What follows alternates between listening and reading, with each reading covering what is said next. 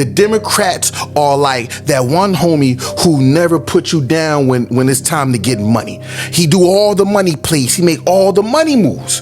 But when it's beef, when it's time to rap, when some crazy stuff happen in the streets, he expects you to ride out.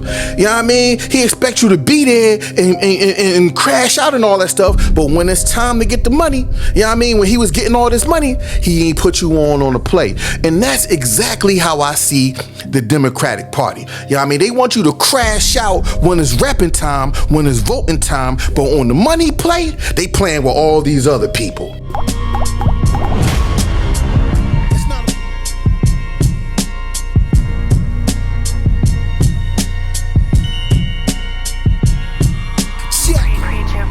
Considered the greatest spitting. I tell them I'm Christ like they envision modern Christian. Tell them I'm nothing like check conditions of how I'm living. I preach Christ, we ain't fake delivering. Listen, Candy man, soon as they. It's not about how much Bible chapter and verse you know. It's about how much Bible you willing to obey. The Democrats are desperate, y'all. So Barack Obama popped out and figured that he would give his 2 cents on trying to get black men to vote for Kamala Harris. Instead of Barack Obama trying to understand why black men aren't trying to vote for Kamala Harris, he starts to insinuate that the reason why black men aren't voting for, Kamala Harris is because she's a woman. Yeah, he's pulling the sexist card. On top of that, she's a black woman. So he's insinuating that black men are sexist, black men are misogynist, black men are patriarchal because we feel like, voting for Kamala Harris is not a good idea. Y'all check out this clip with Barack Obama. I'm going to go ahead and just speak some truths, if you don't mind. Because my understanding, based on reports I'm getting from campaigns and communities, is that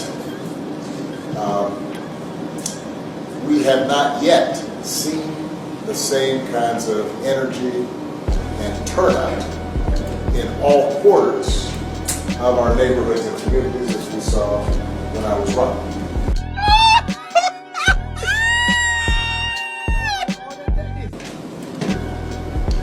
Now, I also want to say that seems to be more pronounced with the brothers. So if you don't mind, just for a second, I'm going to speak to y'all directly. And you're thinking about sitting out? And you're coming up with all kinds of reasons and excuses? I've got a problem with that. Because part of it makes me think, and I'm speaking to men directly now, part of it makes me think that, well, you just aren't feeling the idea of having a woman as president. And you're coming up with other alternatives and other reasons for that. You got a problem with lying. What's wrong? What you keep lying about? Hey man, I appreciate the views and all, but I'm going to need y'all to smash up the like button. I'm going to need y'all to get down in the comment section. I'm going to need y'all to share this out to a friend. Tell a friend who will tell a friend who will tell a next to kin. Your boy St. Reese is back at it again. This is how you know they don't have no plan. They don't have no strategy. They don't even know what they're doing, for anything in the black community, let alone black men. He's trying to manipulate and gaslight black men into voting for Kamala Harris. So, we can prove that we're not sexist or misogynistic or against the black woman. You see how they threw that out there? In other words, what Barack Obama is doing, he is, pretty much trying to, put the misogynistic, sexist patriarchal card or stigma on black men if we don't vote, Kamala Harris. It's something like how Joe Biden did when he said, "You're not black if you don't vote for him." So if you have a problem figuring out whether you're for me or Trump, then you ain't black. Say what? Part of it makes me think that, well, you just aren't feeling the idea of having a woman as president. And you're coming up with other alternatives and other reasons for them. Yeah, y'all see that? That's what they trying to do. Not once did Barack Obama mention what Kamala Harris and the Democratic Party planned for, the black community and the black people, as a whole. Not once did he mention, her plans for reparations. Did he mention her plans for prison reform? All he did was say, oh, they did a lot of good stuff. They give these vague answers. This is what they're doing and they about to do this and we just need to get in there. No, we're not doing that this time around, Barack. But yet, y'all expect us to just vote blindly for a black person just like they did you, Barack. Y'all expect us to vote blindly again and get nothing out of it? Listen. Those times is up, Barack. Those times is up. You're not going to try to say that we're sexist. You're not going to try to say that we're misogynist. No, we're not doing that. Now, just because people are saying she's a so-called black woman, we're not doing that this time. We're not going for the black thing again. You ain't do nothing for us, and we don't believe she's going to do nothing for us because she haven't done nothing yet. She's been a VP. Now, before people come on here and say, well, there's nothing she can do. She's only the VP. No, she could put a bug in the vice president's ear. The president's ear. She can do all the stuff that he was doing for all these other people, the rainbow community and the and all these. I don't want to start shooting off no name, the migrants and all them. But aside from the rainbow and the migrants, I ain't gonna name no other people. But she know how to do stuff for them and speak up for them. But anyway, come on with the pistol play, nigga. Bump, bump. You ain't never lied. You ain't never lied. This leads me to my next point. All of a sudden, the Democrats know what a woman is. Y'all remember Ketanji Brown couldn't define what a woman was? Biden House Speaker, whatever you want to call her, she can't define what a woman was or is. None of the Democratic educators and political heads that be up there, they say, they can't define what a woman is. They even had Ray J up there, saying he's one of the biggest womanizers. He up there saying he don't even know what a woman is at this point. Here's the crazy thing, man. I thought, according to the liberal Democrats, I thought gender was a social construct. Now, it's not like we got to vote in the first black woman. I thought, anyway. He's out of line, but he's right. The funny thing is, y'all never called, white folk sexist when they wasn't voting for Hillary.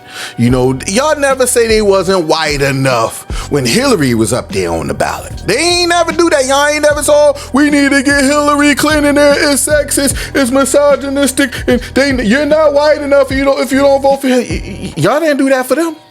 You see what I'm saying? That's why I say the left is trying to gaslight black men and trying to vote for Kamala Harris. They trying to play these psychological tactics and all this stuff on black men. They try to shame us and all this stuff into voting Kamala Harris or trying to, this is another thing, they try to use her so-called black card to vote for Kamala Harris. It ain't working. It's just not working this time around, Barack. Y'all check out this clip I found on TikTok of this woman. She, and here's the thing, a lot of women are talking like her, and they really expect us to still want to vote after they trying to clown us on TikTok and all these other platforms. Y'all check out this clip. Y'all, I'm finna say this with my chest. If you don't vote in this election or you vote the wrong way and you're black, you deserve everything that you don't get. You deserve being overlooked for that job opportunity. You deserve getting pulled over driving while black. You deserve racial inequality. You deserve having to have a job with a non-livable wage. You deserve the fact that you're going to have student loan debt for the next 25 years. You deserve not being able to buy a house and build generational wealth. Some of y'all are just embarrassing. And I'm not talking about embarrassing to yourselves. You're embarrassing to your ancestors.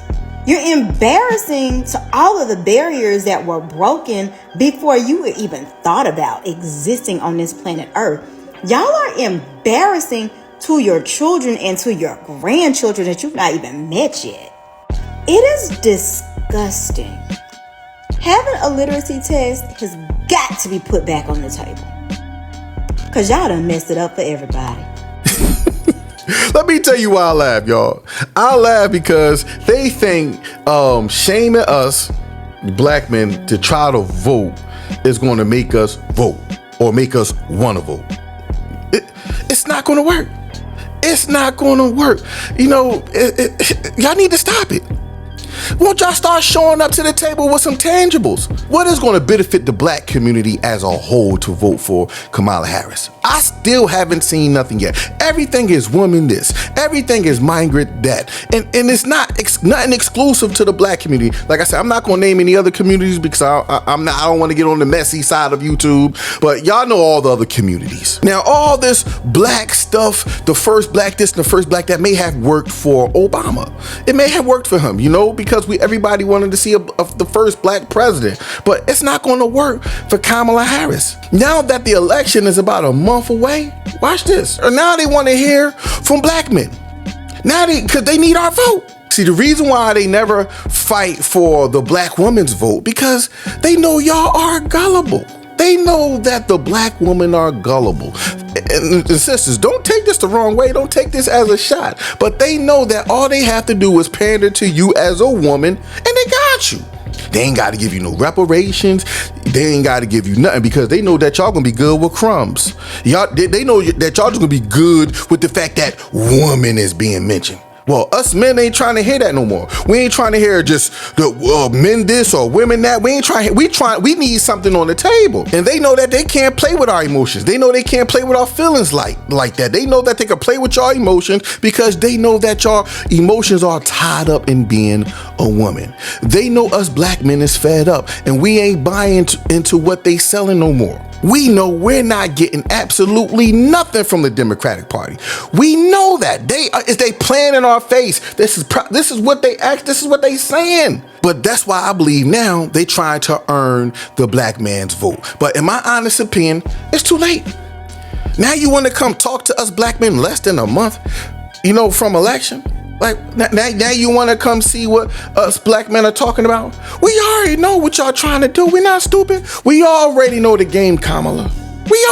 We hip to it. Listen, many of us conscious black men, we recognize that the Republican Party are against us. We know that they are against our best interests. We know that the right show little to no desire to champion anything black. Now, they did do a little thing with the prison reform, but that was already in play with Meek and Jay-Z and a couple other cats before them. We already know that. And we already know that Trump and his people, it was a political ploy for them to do that, so we already know the Republican playbook. We already know they ain't our friends.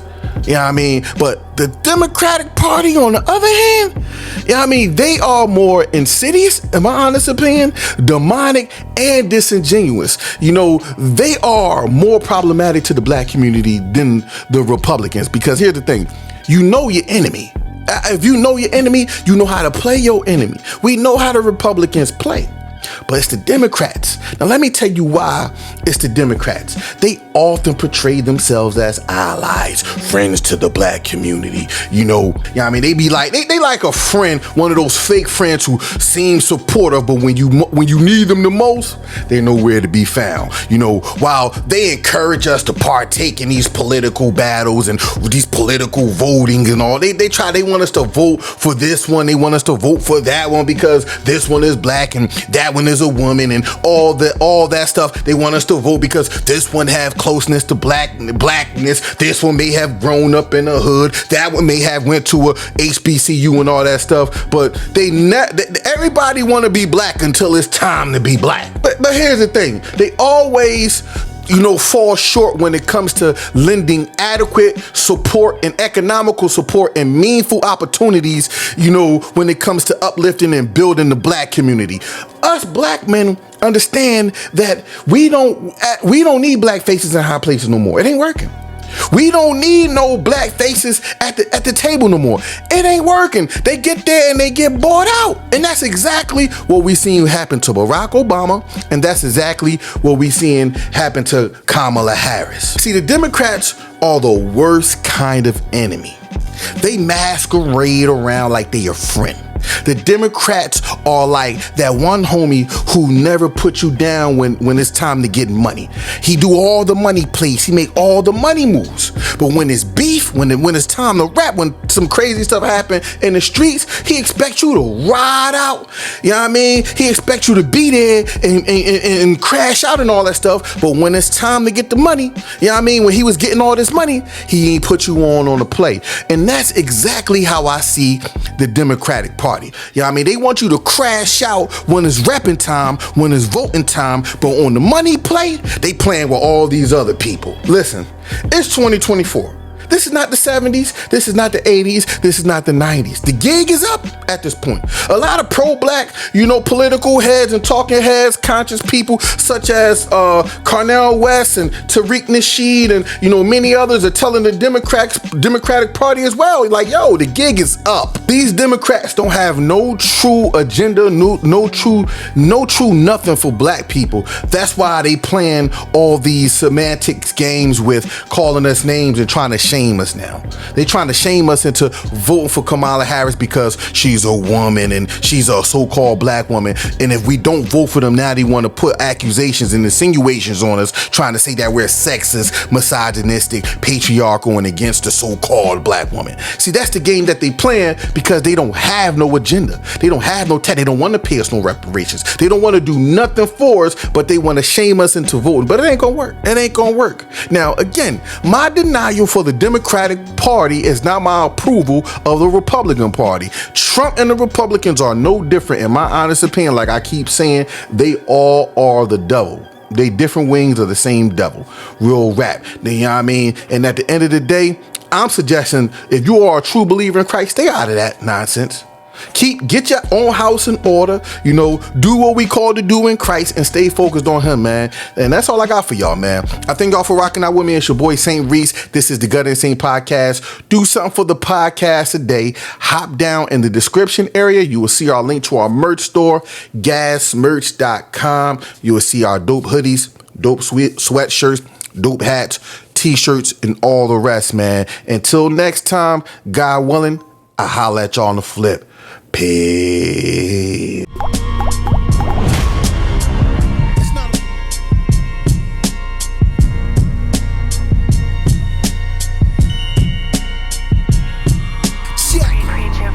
Considered the greatest spitting. I tell them I'm Christ-like, they envision modern Christian. Tell them I'm nothing like, check conditions of how I'm living. I preach Christ, we ain't fake delivering. Listen, Candyman, soon as they. It's not about how much Bible chapter and verse you know. It's about how much Bible you willing to obey.